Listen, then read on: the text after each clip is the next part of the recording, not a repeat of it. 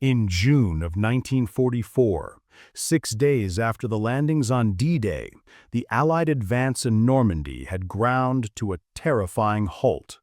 The momentum of the greatest amphibious invasion in history was not broken by German tanks, nor was it shattered by artillery. It was stopped by something far more ancient, something Allied planners had tragically underestimated: the hedgerows. These were not the decorative garden hedges of suburban landscapes. The Norman hedgerows, known as the Bocage, were primordial barriers, monolithic walls of earth, stone, and tangled vegetation that had been cultivated by farmers over centuries to delineate their property.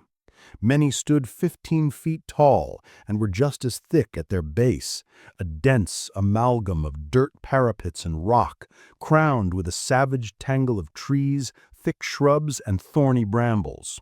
Their roots, gnarled and thick as a man's arm, plunged 10 feet or more into the packed soil, anchoring them with geological stubbornness. They were natural fortresses, and for the German defenders they transformed the Normandy countryside into a perfect killing ground. For the veteran soldiers of the Wehrmacht, many of them hardened by years of fighting on the Eastern Front, the Bocage was a gift. It negated the Allies' overwhelming superiority in air power and artillery, forcing the war down to the level of the individual infantryman. The German defensive doctrine, honed in the forests of Russia, was perfectly adapted to this terrain. They called it Buschkrieg, or bush warfare. Their mindset was one of grim, confident attrition. They felt protected, even embraced by the dense labyrinth. Each field was a self-contained fortress, and they were its masters. They dug machine gun nests deep into the earthen embankments at the corners of fields, creating interlocking fields of grazing fire that could pin down an entire infantry battalion. They used the dense foliage for ideal cover and concealment, turning every American advance into a slow, methodical, and bloody affair. A German soldier armed with a machine gun or a Panzerfaust could hold off a platoon, feeling secure behind a wall of earth that had stood for 500 years. They were not defending a line. They were defending 1,000 tiny, interlocking strongpoints, bleeding the American army one field at a time. For the crews of the American M4 Sherman tanks, these hedgerows were tombs waiting to be occupied. The Sherman's greatest assets, its mobility and firepower, were utterly neutralized. Every time a 30-ton tank attempted to climb a hedgerow, it was forced into a fatal, predictable maneuver. The vehicle would ride up the earthen embankment, its nose lifting toward the sky.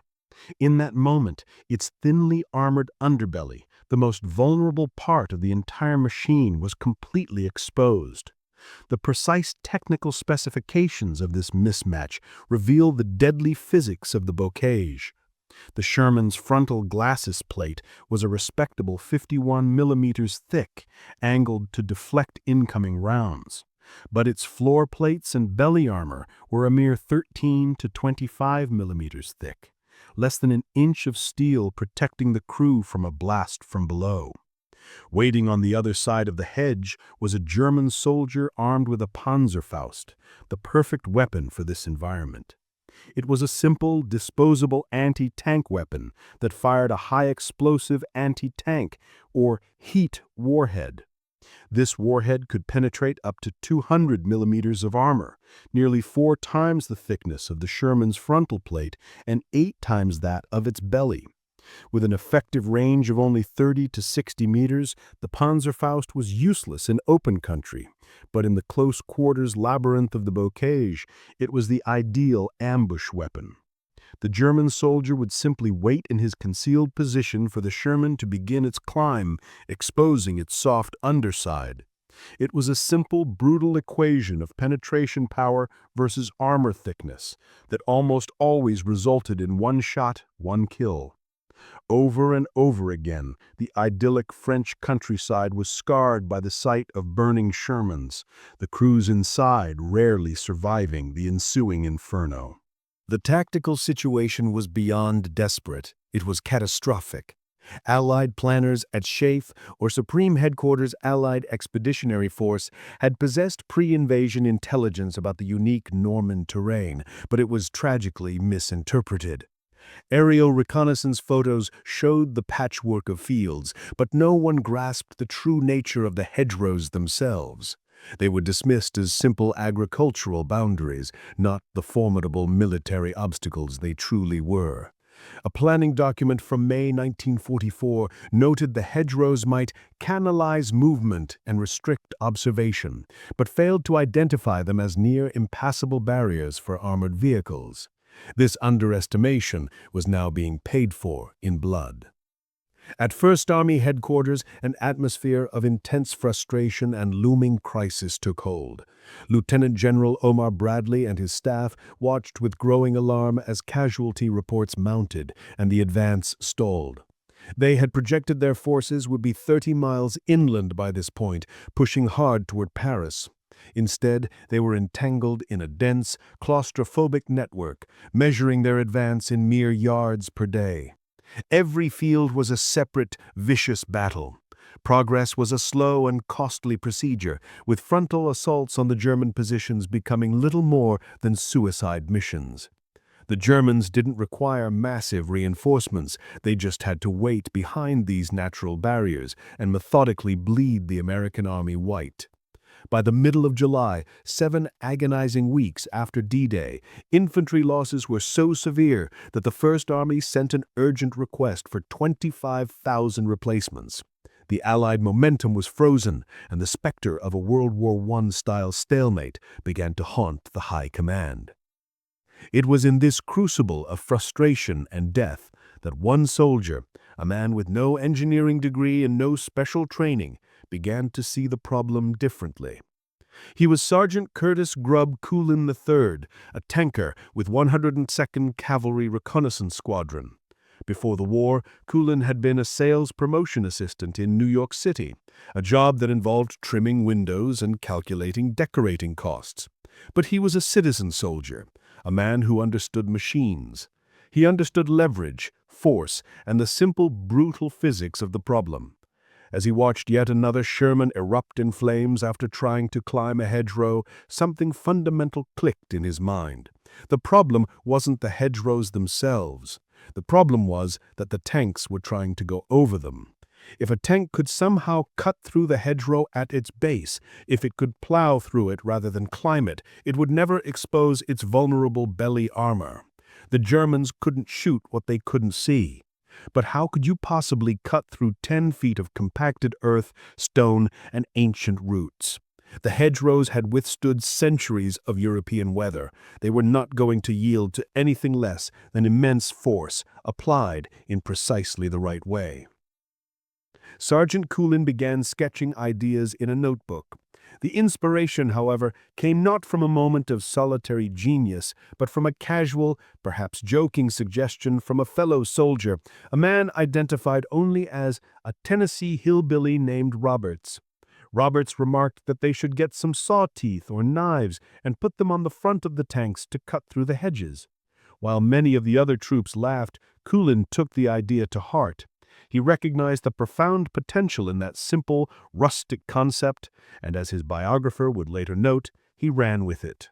His crewmates thought he was losing his mind. A lot of very smart people, professional engineers and ordnance experts, had looked at the hedgerow problem. None had solved it. Prior efforts had been slow and costly. A few M4 dozer tanks existed, but they were not numerous enough to make a difference. The other solution was demolitions. But blowing gaps in the hedgerows required enormous quantities of explosives, and the noise and delay gave the German defenders ample warning of where the next attack would come. The logistical challenge of moving enough explosives for a large-scale offensive was deemed insurmountable. What made one sergeant, a former window trimmer, think he could do any better? Culin ignored the skepticism. He knew that people often underestimated men who worked with their hands, assuming they didn't work with their minds. But every good mechanic is a problem solver. Every repair is a puzzle.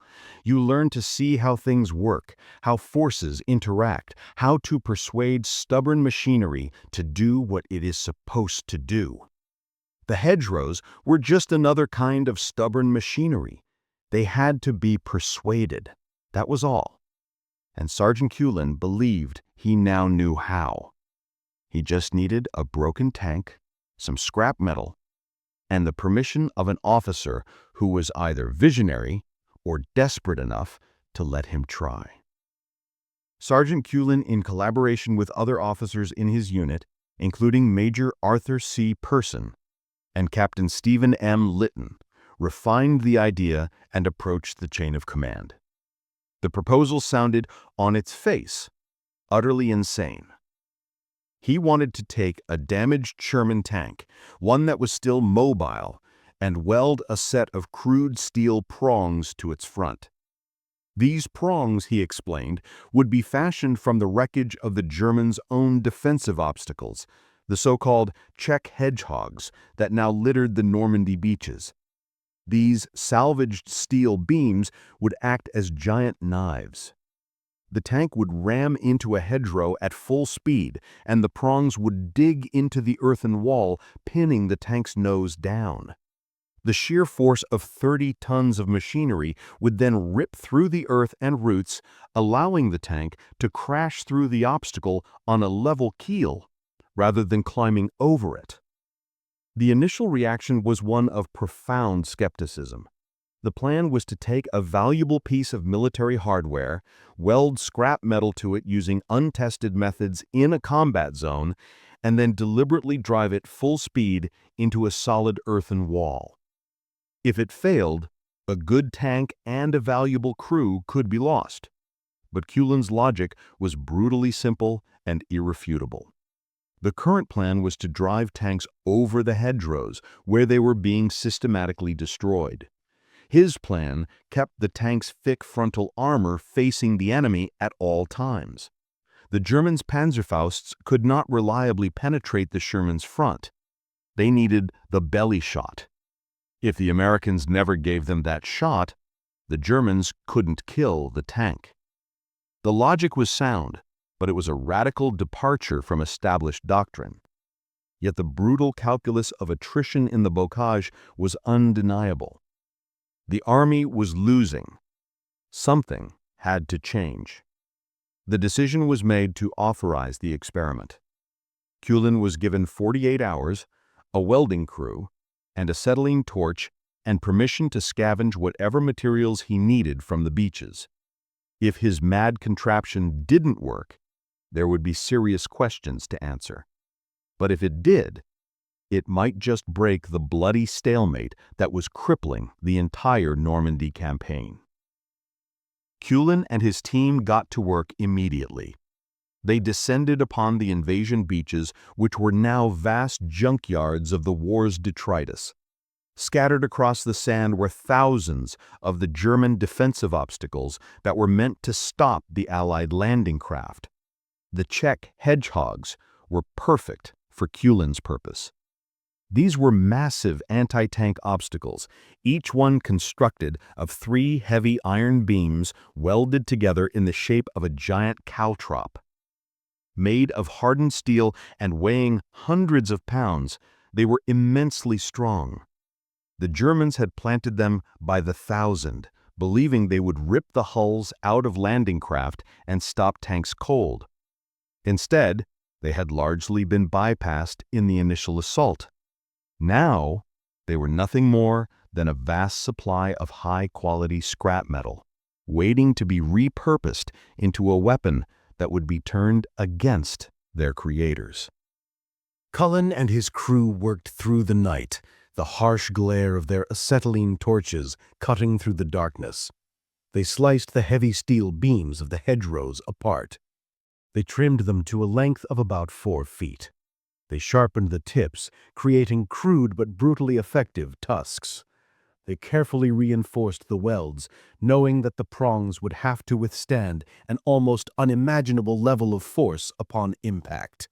By the end of the first day, they had a set of 4 prongs ready, each one as thick as a man's leg and as hard as a railroad track. The next phase was more delicate. They had to weld this tusk-like assembly to the front of a Sherman tank without compromising the vehicle's structural integrity or interfering with its guns and suspension. Culin, using the intuitive physics of a master mechanic, calculated the angles and positions with care. The prongs had to be low enough to dig into the base of the hedgerow, spaced wide enough to tear through a broad section of the earthwork, and anchored strongly enough to withstand the collision without being sheared off. One of the welders, watching the strange contraption take shape, asked Culin if he really thought it would work. Culin, adjusting his welding mask, replied with confidence. The physics were solid. It was a simple matter of steel teeth being driven by 30 tons of mass hitting earth and roots. Something had to give, and he was betting it wouldn't be the steel. By dawn on the second day, the modification was complete. The Sherman tank, a familiar workhorse of the Allied Army, had been transformed into something alien and menacing. It now sported a set of 4 crude steel prongs extending from its front, like the tusks of some prehistoric mechanical beast. Soldiers gathered to look at the strange creation. Some were impressed, others openly skeptical. More than a few placed bets on whether Sergeant Culin would be court-martialed for destroying government property or commended for his ingenuity. One soldier joked that it looked like a pig trying to mate with a porcupine. Culin simply patted one of the steel prongs affectionately. "Maybe so," he replied, "but this pig was about to root through every hedgerow between here and Berlin. Now all that was left was to prove it worked." The morning of the test was tense. A particularly formidable hedgerow was selected, a 12-foot-high beast of a barrier, ancient and seemingly impenetrable. A group of senior officers had gathered to witness the experiment, their faces a mixture of hope and skepticism.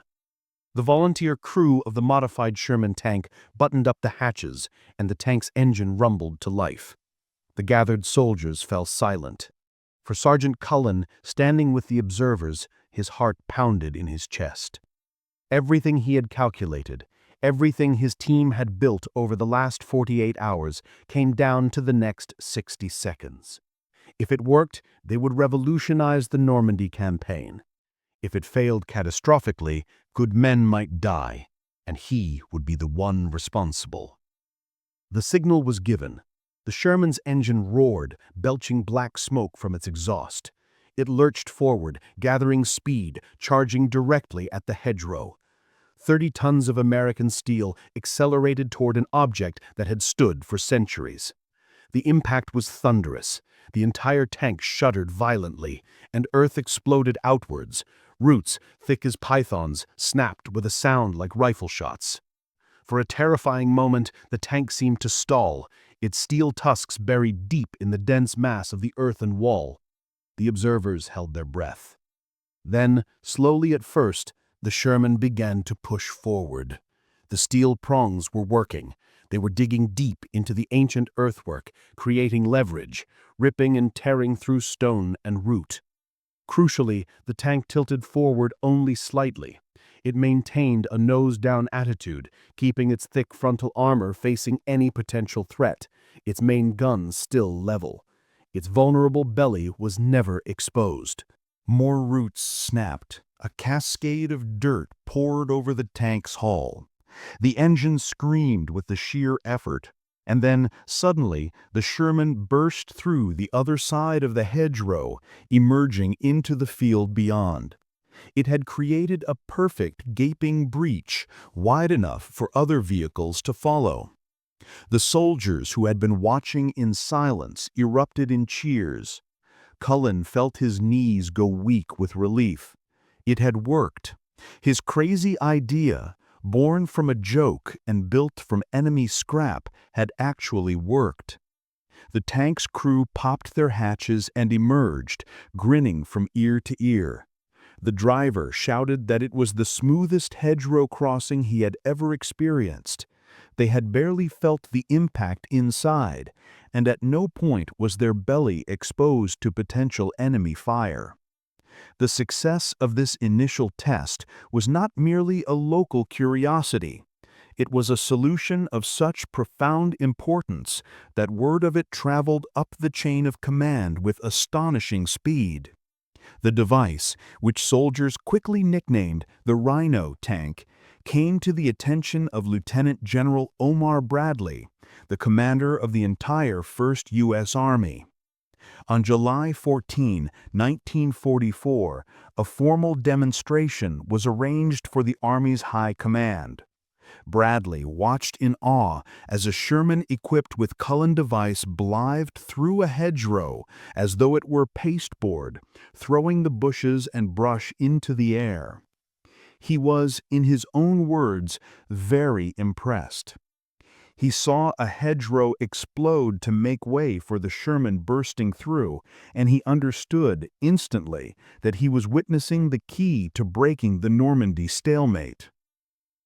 The strategic situation was at a tipping point. For weeks, the Americans had been planning a massive offensive, codenamed Operation Cobra, designed to shatter the German defensive line and break out of the Bocage country for good. But for the operation to succeed, it was essential that the American armor could break free and not get bogged down in the hedgerows. The Rhino device was the answer.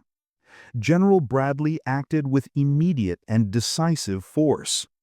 He gave a direct order to the chief of the 1st Army's Ordnance Section: supervise the construction and installation of as many of the hedgerow cutters as possible. It was the only instance in the campaign where the 1st Army headquarters took an active role in dictating a tactical solution for the entire command. What followed was a prodigious effort of wartime industrial improvisation. Bradley's ordnance officer, Colonel John Medeiros, was dispatched to England by plane to conscript the depots there to begin manufacturing the tusks. Additional arc welding equipment and special welding crews were flown to France to speed up the modifications on the ground. Ordnance units worked around the clock, assembling welders and equipment brought from the beachhead. Between July 14 and July 25, in a monumental undertaking, the 1st Army's Ordnance Section produced over 500 hedgerow cutters. General Bradley, recognizing the immense tactical advantage he now possessed, designated the Rhino as the Americans' principal secret weapon for Operation Cobra. He strictly forbade its use in combat until the launch of the main offensive, determined to preserve the element of tactical surprise. By July 25th, the day Operation Cobra was set to begin, a staggering 60% of the 1st Army's tanks, 3 out of every 5, had been equipped with the Culin Hedgerow Cutter. An invention that had been a crude sketch in a sergeant's notebook just weeks before was now a standard-issue piece of equipment ready to be unleashed on an unsuspecting enemy. Sergeant Culin's mad contraption was about to change the war. On the morning of July 25, 1944, Operation Cobra commenced. Following a massive aerial bombardment that pulverized the German front lines, the American armored columns began to move. For the first time, they were not confined to the predictable and heavily defended roads and pathways.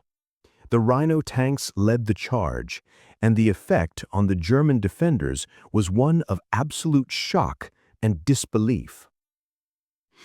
A German machine gunner, nestled securely in his hedgerow corner, would have heard the familiar rumble of an approaching Sherman. He would have readied his Panzerfaust, waiting for that predictable, fatal moment when the tank's belly would rise into view. Instead, he saw something impossible. The tank did not climb. The entire hedgerow in front of him simply exploded. Earth, rock, and centuries-old roots erupted as a steel monster, a tusked behemoth, crashed directly through the base of his fortress wall. The psychological shock was as devastating as the physical breach. The terrain that had given them a sense of invulnerability, their greatest tactical advantage, was suddenly rendered useless. Their entire defensive doctrine collapsed in an instant. The American tanks were no longer canalized, they were everywhere, pouring through dozens of unforeseen gaps, their guns firing, their infantry right behind them. Panic and confusion spread through the German lines as their impenetrable fortress walls crumbled before their eyes. This newfound ability completely restored battlefield mobility to Allied armor.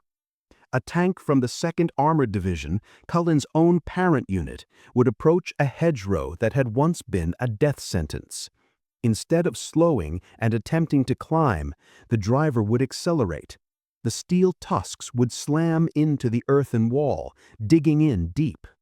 With the tank's belly pinned down and its thick frontal armor facing the enemy, the driver would pour on the power. The 30-ton vehicle would tear a hole through the centuries-old barrier, emerging on the other side with its guns blazing, ready to engage a stunned and disorganized enemy. This allowed for the effective use of combined arms tactics for the first time in the Bocage. Tanks could now punch holes in the hedgerows, creating breaches for the infantry to pour through. During the launch of Cobra, tanks of the 2nd Infantry Division advanced alone for 20 minutes, their sole purpose to knock holes in one hedgerow after another before pulling back. The infantry then rapidly advanced with the tanks through these newly created gaps, overwhelming the German defenders before they had any chance to re-establish their defensive lines. The stalemate was broken. In the first 2 days of the operation, Combat Command A of the 2nd Armored Division, applying its new combined arms techniques with the newly fitted Rhinos, penetrated more than 6 miles into the German 7th Army's sector. The gains were spectacular. By the morning of July 27th, German resistance across the entire 7th Corps front was reported to be crumbling. The German Panzer Lehr Division, a formidable armored unit that contained Panther tanks, was engaged in close combat and, in the words of the official reports, was finally annihilated. During Operation Cobra, the U.S. 2nd Armored Division alone destroyed 64 German tanks and over 500 other combat vehicles. The Rhino device did not just offer a way through the hedgerows, it offered a way to win. The rapid advance of American tank columns that followed the initial bombing was primarily due to the widespread employment of the Rhino. The success was so profound that other Allied forces quickly adopted the technology. The British developed their own version, which they called prongs. Initially, 24 prongs were constructed from salvaged German beach defenses, just as Cullin's original had been. This was followed by large-scale production, with over 1,000 Mark II prongs being produced for Sherman and M10 tank destroyers, and another 500 built for the British Cromwell tanks. The simple, field-expedient idea of a New Jersey sergeant had become a ubiquitous, war-winning technology. Sergeant Curlin's invention was not the only hedgerow breaching device developed. The sheer desperation of the Bocage fighting spurred a wave of grassroots innovation across the American front. The 79th Infantry Division had its own functioning hedge cutter deployed by early July. In V Corps, welders devised tools they nicknamed brush cutters and green dozers, which were often heavy, plow-like structures. In the 19th Corps, another unit developed what they called a salad fork, a set of sharp prongs attached to a reinforced bar on the tank's front. While many of these devices worked to some degree, they were often overly complex, difficult to manufacture in the field, or required specialized steel that was not readily available. Cullin's design was chosen for mass production for 3 key reasons. First, its simplicity was its genius. It was easy to fabricate with basic welding equipment. Second, its use of salvaged German Czech hedgehogs was a brilliant logistical solution, turning the enemy's own defenses into a weapon against them without straining Allied supply lines for raw materials. Finally, it was brutally effective, providing the right balance of strength and leverage to defeat the toughest hedgerows. It was the most elegant solution to the problem. The legacy of the Culin Hedgerow Cutter extended far beyond the fields of Normandy. Once the Allied forces broke out of the Bocage and into the more open terrain of inland France, the need for the device for its original purpose diminished. However, tankers quickly discovered that the crude steel tusks had other applications that no one had anticipated. In the brutal urban warfare that characterized the fight for French towns and cities, the prongs proved to be excellent tools for smashing through brick walls and wooden barricades. Tank crews used them to breach buildings where German snipers had taken up positions. The psychological effect of a 30-ton tank crashing through a wall, often convincing defenders to surrender without a fight. During river crossings, crews found that the cutters provided crucial additional traction when tanks had to climb steep, muddy riverbanks. The prongs would dig into the slippery soil, preventing the heavy vehicles from sliding backward at the most critical moments. Later, during the Battle of the Bulge in the winter of 1944, German forces created extensive roadblocks using felled trees to slow the Allied counterattack. American tank crews discovered that the hedgerow cutters could push aside or break through these tree obstacles, allowing armored columns to maintain their momentum, even when the roads were blocked. One after-action report described a Sherman crew using their cutter to literally push a disabled German tank out of a narrow road, clearing the way for an entire American column to advance. The tool built to cut through bushes was now being used to move disabled panzers. While the device was widely credited with helping the Allied breakout, some military historians later offered a more skeptical and nuanced view. Some argued that its effectiveness may have been overstated, and that during the strategic breakthrough of Operation Cobra, most armored tanks advanced along roads rather than cross-country. However, even the most critical historians conceded that the device provided an enormous and important morale boost for the troops. For the common soldier and tanker, the hedgerows had become a greater psychological hazard than their actual defensive worth merited.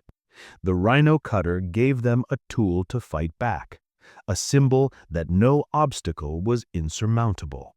For his monumental contribution, Sergeant Curtis Culin III was awarded the Legion of Merit.